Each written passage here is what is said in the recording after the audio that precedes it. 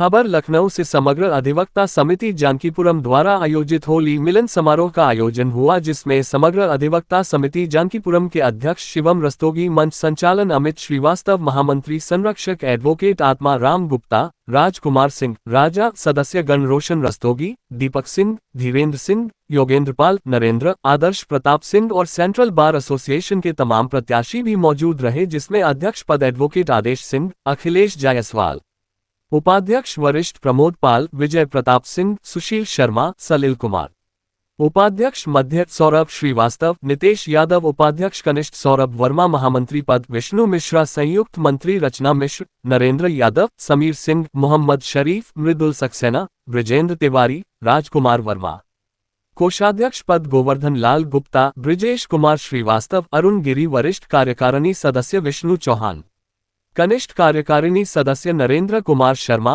रानी रावत, आत्मा कटियार, जीवन लाल यादव, सूरज शर्मा समेत तमाम अधिवक्ता मौजूद रहे। आइए जानते हैं उनकी राय क्या है। देखा कि सेंट्रल बार एसोसिएशन का भी एक हाल ही में वोट होना है, जिसमें सभी प्रत्याशी लोग, अधिवक्ता समाज के लोग उसमें शामिल होने वाले, तो आज उसी को लेकर के होली मिलन समारोह रखा गया था। क्या कुछ कहना चाहेंगे अध्यक्ष जी, जिस तरीके से समग्र अधिवक्ता समिति जानकीपुरम की तरफ से ये होली मिलन समारोह रखा गया? देखिए, ये जो हमारी समिति समग्र अधिवक्ता समिति बनाई हुई है, इसमें सभी अधिवक्ता एक साथ मिलजुल कर कार्य करते हैं, एक साथ संगठित रहते हैं, जिससे कभी वक्त बेवक्त किसी को कोई आपदा या कोई ज़रूरत पड़े तो हम एक दूसरे का साथ दे सकें। साथ ही साथ जो हमारे कर्तव्य हैं जनता के लिए, उनको सही जानकारी देना, उनको सही सुविधाएं देना, वो सब हम इसमें अपनी चीज़ें करते हैं। सेंट्रल बार एसोसिएशन का अभी हाल ही में चुनाव भी होना है, तो उसमें क्या कुछ तैयारियां हैं आप लोग की, और किस तरीके से सब पूरा अधिवक्ता समाज को एकजुट करते हैं? देखिए, उसमें सभी प्रत्याशी अपनी भागीदारी दे रहे हैं, बढ़ चढ़कर जोर शोर से अपना प्रचार प्रसार कर रहे हैं, और जिसको सेंट्रल बार के सारे अधिवक्ता पसंद करेंगे उसी को ही चुनकर अपनी कार्यकारिणी में लेकर आएंगे। लगातार हम लोगों ने देखा है सर कि सेंट्रल बार एसोसिएशन हो चाहे अवध बार एसोसिएशन हो, सभी अधिवक्ता समाज का जो ग्रुप है उसमें साफ तौर पर ये देखने को मिलता है कि अधिवक्ताओं को एक प्रोटेक्शन बिल की लगातार मांग करते हैं। तो क्या इस बार जो चुनाव होने वाले हैं उसमें भी इस टाइप के कुछ मुद्दा उठने वाले हैं? जी, अहम मुद्दा तो हमेशा रहेगा, क्योंकि जब तक ये प्रोटेक्शन एक्ट नहीं आ रहा है तब तक प्रत्याशियों को समझिए हम लोग केवल एक टेस्ट कर रहे हैं। अन्यथा प्रत्याशी हम लोग उसी आधार पर चुनते हैं कि प्रोटेक्शन बिल के लिए हमारे काम करें, हमारे हित के लिए काम करें। बड़ी बड़ी लंबी चौड़ी बातें कर देना वो तो सबका काम है प्रत्याशियों का, लेकिन जो उस पर खरा उतरेगा वो जीतेगा, और नहीं करेगा तो अगली बार वो नहीं आ सकता। सेकेंडली, हमारे समिति का एक अहम मुद्दा ये है कि यह समिति क्योंकि अभी 2023 में शुरुआत हुई और समिति आज हमारी उस कंडीशन पे है जहाँ पे लोग इससे जुड़ने के लिए आतुर हैं, आज जुड़ भी रहे हैं। हम अपनी आवाज उन अधिवक्ताओं के नेताओं तक पहुंचाना चाहते हैं, भाई हमारे हित में आप क्या कर रहे हैं? केवल अपने हित को देख रहे हैं? अगर आप उस हित को ध्यान में रख के कार्य करेंगे तभी एडवोकेट एक्ट आएगा, प्रोटेक्शन एक्ट आएगा। हमारे पर जो आज कुछ समय में आपने देखा आंदोलन चल रहे हैं, उन आंदोलन का कोई रिजल्ट नहीं आ रहा, तो मतलब हम कहीं ना कहीं कमजोर पड़े। पहला तो हम उनको स्वागत करते हैं यहाँ पर, और हमारे साथ जितने भी लोग हैं चूंकि वो वरिष्ठ हो चुके हैं इस अपने पेशे में, तो जो नए आगंतुक इसमें आ रहे हैं उनको हम लोग कोशिश करते हैं कि कहीं पर कुछ दिक्कतें पड़ रही, हर्डल्स आ रहे हैं, उनको कैसे दूर किया जाए, उनको प्रैक्टिस में कैसे सुविधाएं दे सकते हैं हम, कहाँ से उनको रेफरेंसेज हम प्रोवाइड कर सकें, कहाँ से किस तरह से एक्ट किया जाता है, चैम्बर के अंदर किस तरह से एक्ट किया जाता है, कोर्ट रूम के अंदर, ये सारी चीजें हम लोग मौखिक रूप। हमारे साथ प्रत्याशी ब्रजेश कुमार श्रीवास्तव जी हैं, जो कि कोषाध्यक्ष सेंट्रल बार एसोसिएशन से इस बार के प्रत्याशी हैं। जानना चाहेंगे सर कि इस बार के चुनाव में विशेष रूप से आप लोग क्या लाने वाले हैं और क्या योजनाएं हैं? मैं जो ये चुनाव हो रहा है इसमें संकल्पित हूँ कि एक सशक्त बार का चुनाव मतलब चुन के आए, उसके बाद कई समस्याओं का समाधान हम लोगों ने सोच रखा है, जैसे पानी, बिजली और ये सारी चीज़ें व्यवस्थित हो जाएं।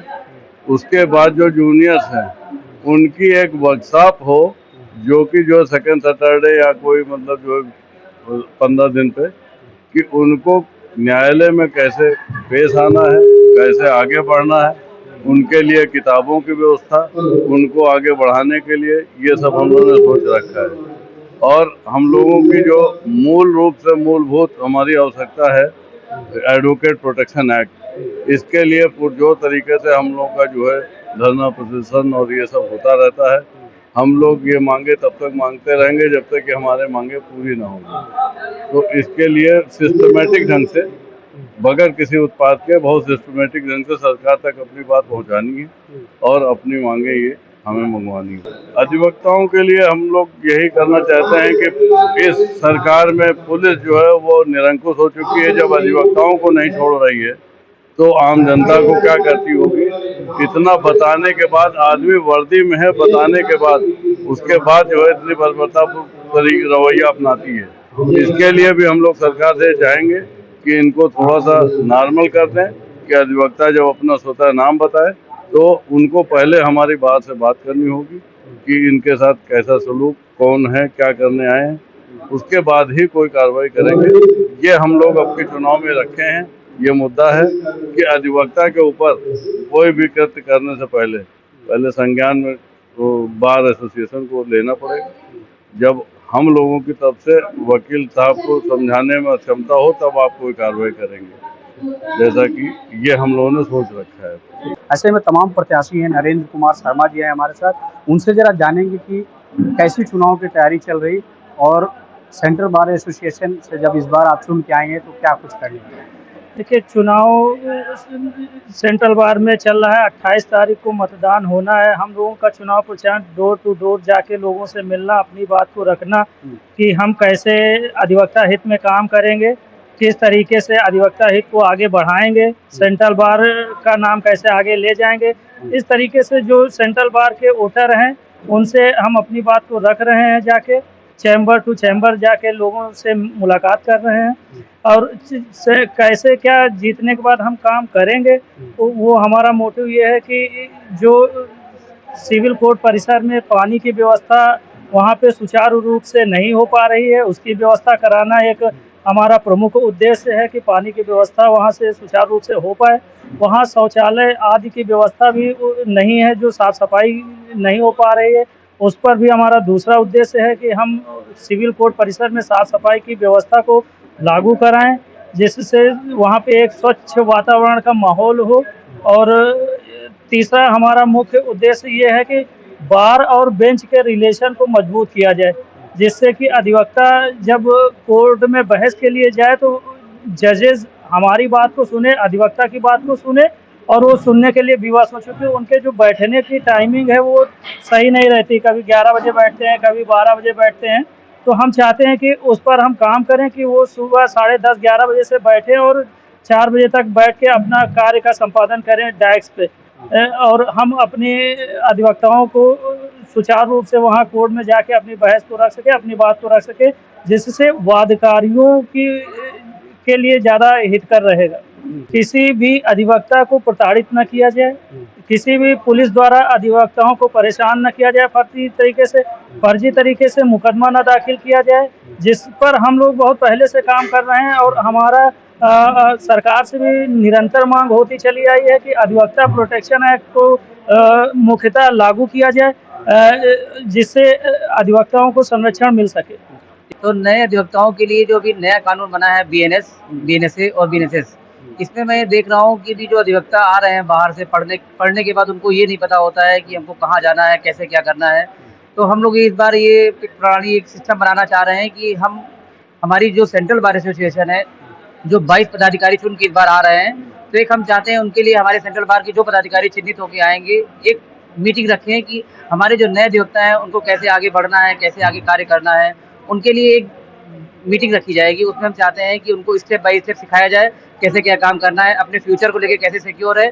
क्योंकि बहुत से अधिवक्ता आते हैं, मतलब वो ये कहते हैं कि हम कैसे करेंगे, क्योंकि उनको प्रैक्टिकली नॉलेज नहीं होता, उनको सब लिखित नॉलेज रहता है।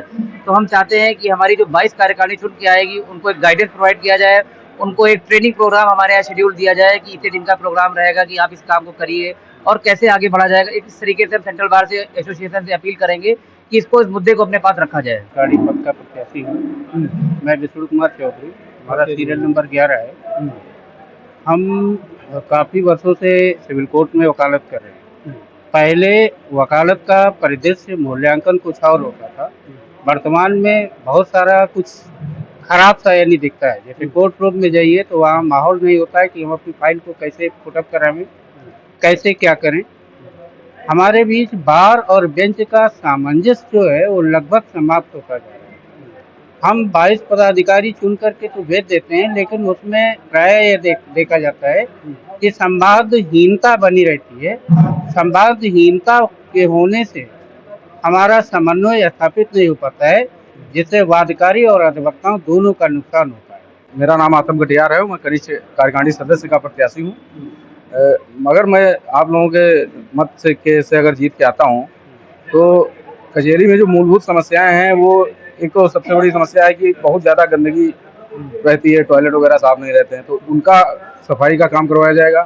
दूसरी चीज़ ये है कि देखा जाए तो जुडिशरी और अधिवक्ताओं के बीच में जो है, बार के बीच में सामंजस्य सही से बैठ नहीं पाया है, तो उसकी कोशिश की जाएगी। जो हमारे अध्यक्ष मंत्री जीत करके आएंगे उनके साथ में वार्ता करके बार और जुडिशरी को मिल करके काम कराया जाएगा। और सबसे बड़ी समस्याएं जूनियर अधिवक्ताओं के लिए आती है कि कोर्ट और ऑफिस एक फ्लोर पे नहीं है।